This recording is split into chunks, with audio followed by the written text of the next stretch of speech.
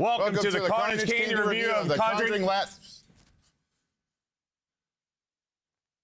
Last Rites, starring way too much of the Lorraine, the Warren family. God almighty. You talking about the daughter?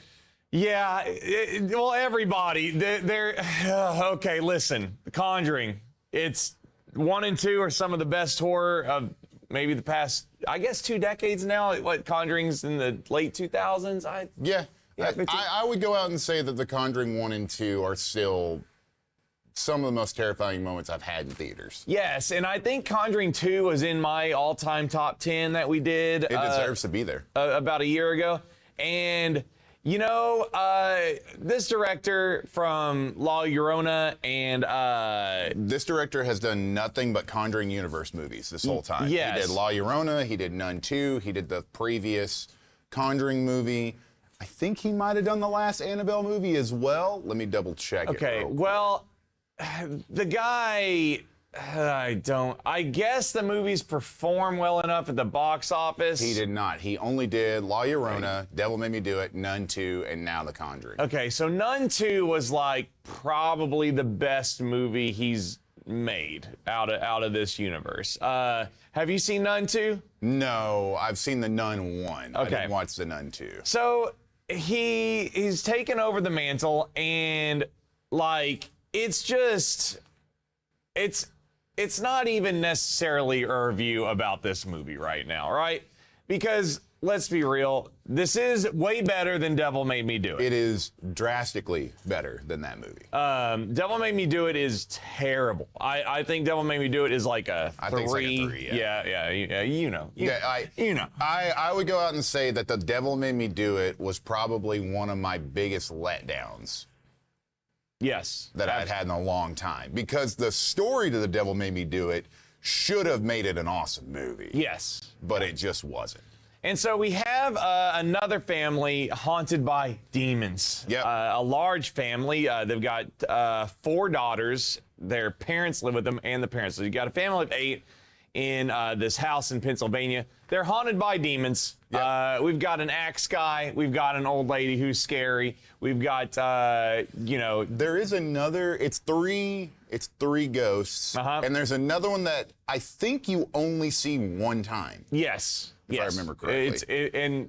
Yeah, you are right. Yeah, I think it's only one time. Slight spoilers for this, just a heads up. I don't think we're going to dive too much into it. We don't really need to. Yes, because it's less about how good the movie is, because it's better than Devil Made Me Do It, but comes nowhere near to touching 1 and 2. Which is almost impossible to do at this point, because I really do feel like The Conjuring 2 was like, hey, you're probably not going to get much better than this. Yeah. In my opinion. And I also think that the shift in director styles, and there's less care with the scripts here, and there's less care in exploring the families, I feel. And Yeah. I think that's the big issue with not just this one, but Devil Made Me Do It. And I'm sitting there and I'm watching this, and I'm like, can we just go back to this innocent family and watch them get harassed by ghosts? Because that is, to me, and I'd love to hear what you think about this, the Warren family is not nearly as interesting as the studio thinks they are. Well, I think the issue that they had in this is that this one is supposed to be the last ride for the Warrens. Yep. So I knew going into this you were going to get a lot of back and forth. What I didn't know is that they were going to put so much focus into the daughter of the Warrens. But I do agree with you.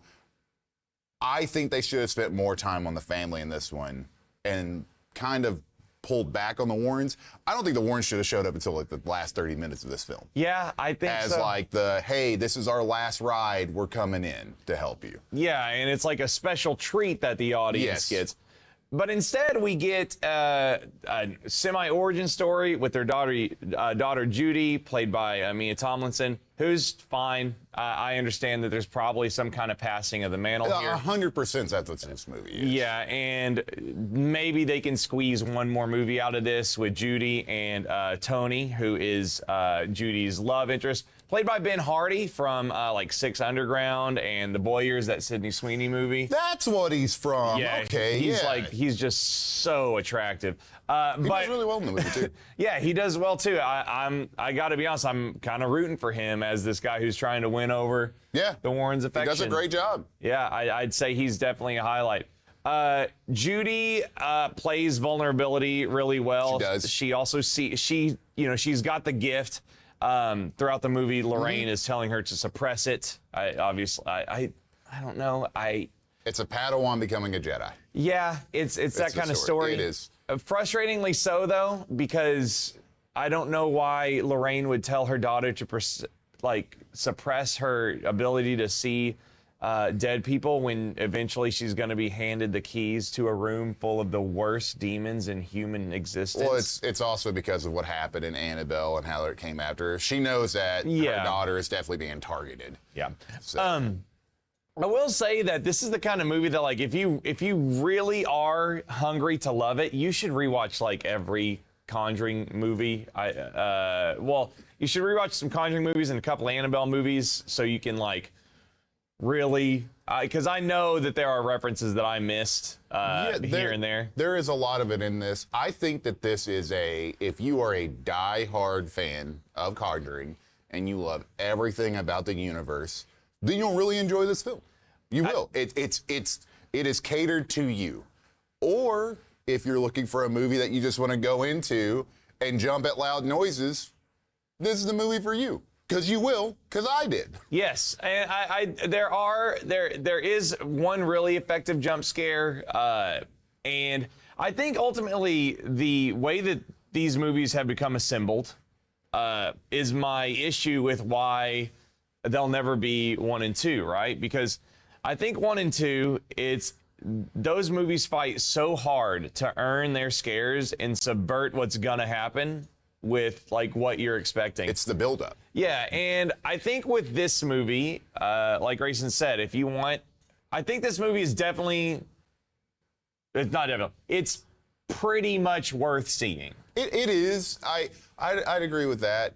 I think the only thing for me that I miss is I miss that slow, creepy tone buildup of horror that the originals had to whenever you get to the last 25 minutes of the film, you are terrified of what's going to happen and you are just hoping that you can make it to the end. Yeah. Whereas in the last couple of ones, you don't get that. You just get, blah, spooky face. I think exactly. There's 4. Do you remember in Insidious the first time you see Darth Maul behind Patrick Wilson?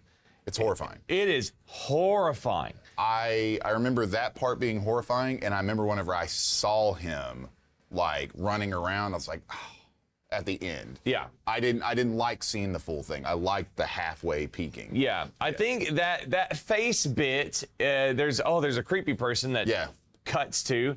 That bit's used maybe a dozen times in this movie. And I think that's my big issue, and that's why I'll never really call this anything other than worth seeing, is that it feels like they made a lot of bullet point bits of ideas that they had and then made it work in the context of a Conjuring movie, at least for the family. And I understand that's what it essentially is, but in Conjuring 1 and 2, we spend so much time with the family that we get to learn them as characters and really dive into the experience of that house rather than basically get a bunch of 3 to 6 minute bits of jump scares. Yeah, it really is odd now that you bring that up. With the Smurls, you really do get like 4 minutes here, cut over to the Warrens. 4 minutes here, cut over to the Warrens. So you really don't. I didn't remember any of their names until I looked at the casting page. Absolutely, yeah. And I think what you were saying is, like, when we're talking about build-up, we have a scene very early on where the daughters are playing a trick on the mother where they're pulling the telephone cord. And I was like, oh, man, that's going to be a huge payoff later in the film. Yeah. That's going to be really creepy. But they return to that bit minutes later. It's probably about 5 to 10. Yeah, and it's not a very good payoff. It's not at all. It's it's one of those fake outs, and I hate that. Yeah. Like, because that scene that Sean is talking about should have been one of the scariest jumps of the movie. I know. I was expecting, like, you know, and I think that's it, right? I think the old Conjuring movies, they would really give a moment like that time to stew for you to forget about it, but then remember, oh no, It's still coming. Yeah, but instead it's like when she does it, I'm like, cool, this is gonna be nothing, and they're gonna do a bit with it later in the movie, and then they do, and it's the same thing kind of over and over again, where it's just a beaded bracelet of like that bit,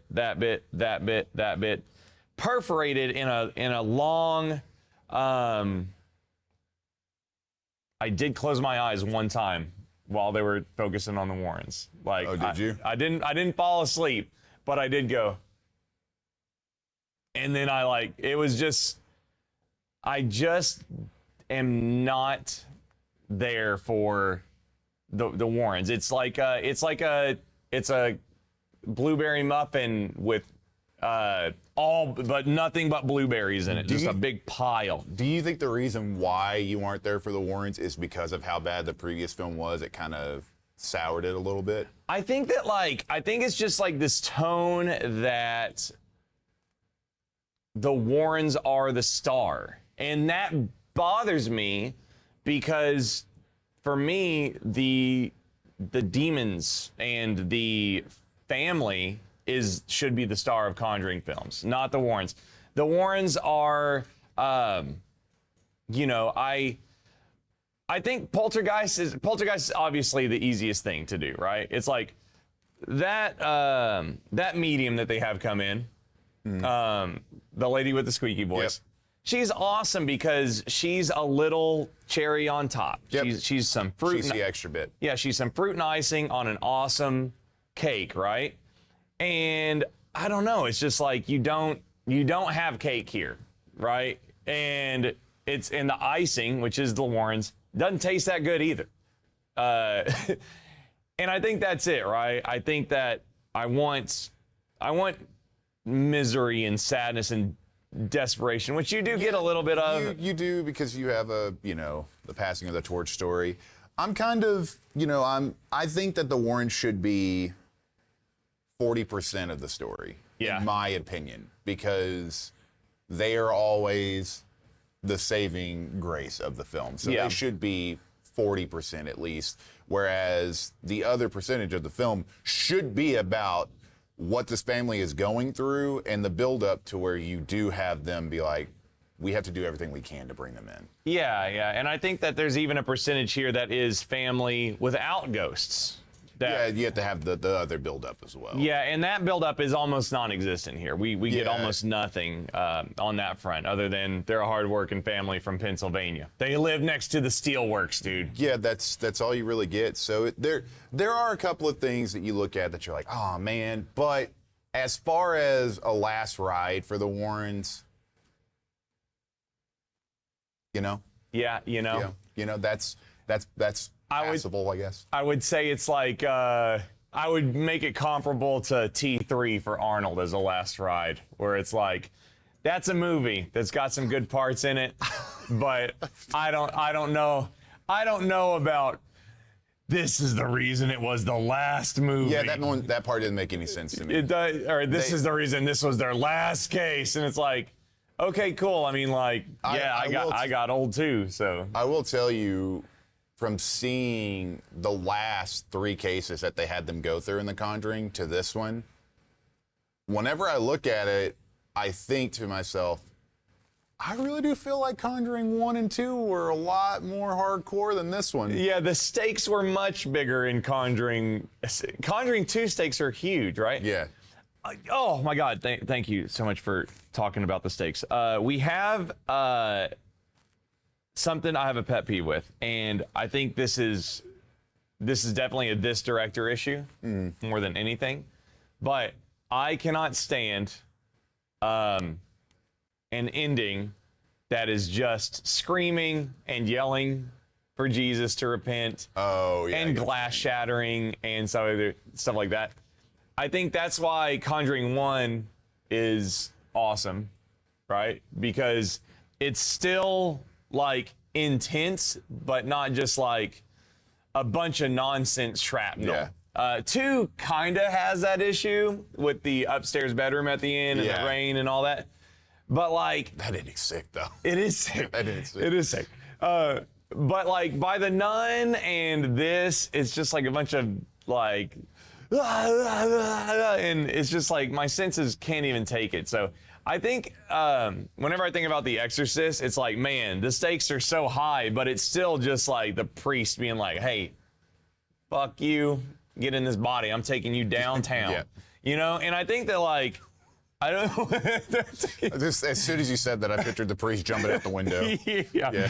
But I think that like, I feel like finales for movies like this, especially exorcism movies and big demon showdowns, like I do feel that it would be nice to just get back to like, I don't know, it does not have to be psycho levitations and houses exploding and all that to make it effective to me. For sure.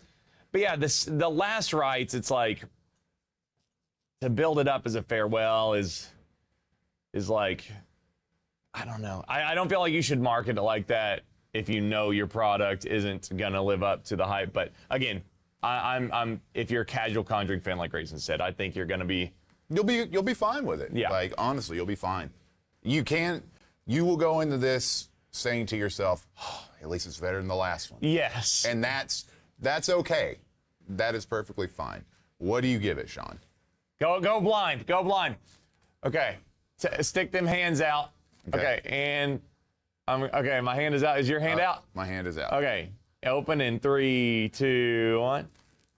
Okay. Okay. Okay. I'll give it a 5 out of 10. That's for me. Mm-hmm. I know that a Conjuring fan. I think Conjuring fans are gonna sit at like a 6 or a 7. They're gonna be like, this is better than last. I gave it a 6 for this. 1, for the horror movies that we have seen previously. So I know how bad it can get. Okay, yeah, the bottom has fallen out. I can see how bad it can get. 2, it made me jump 3 times. Yeah. So I'll give it that. And I always jump at Conjuring movies. Yeah. Anytime it's like a demonic possession, it's gonna make me jump. Yeah. And then 3, I liked the fact that you could tell that they did care about Conjuring fans, and they wanted to kind of give them something at the end to make them say, hey, you know what? Thanks for the ride.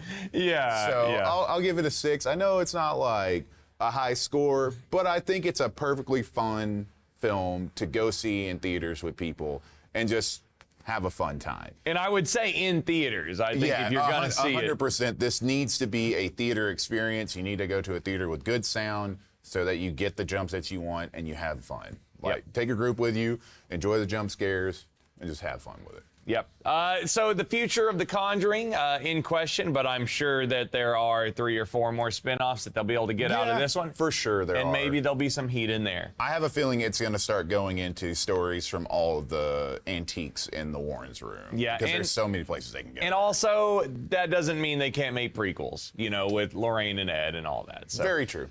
If you enjoyed this, go to patreon.com/hangtime and support our business here as we talk horror. We'd really appreciate it. We have a couple of new patrons recently, so appreciate you guys going down there and checking it out. You should also go watch our previous review of Alien Earth. Yeah, we've been having a lot of fun with that show. It's a great show. We have a full playlist for you, so I think we can link that right here over Grayson's body. Right there. The Alien Earth review playlist. So if you're behind, go watch the episode 1 review, and we kind of treat it like a watch-along analysis and breakdown, and it's been fun. You can watch our thesis develop as the show goes on. Yep. Also, let us know what your favorite scene from the Conjuring universe is down in the comments. I really want to see what you like. And maybe we'll do a breakdown of it. That'd be cool. You guys have a good day. Goodbye, everybody.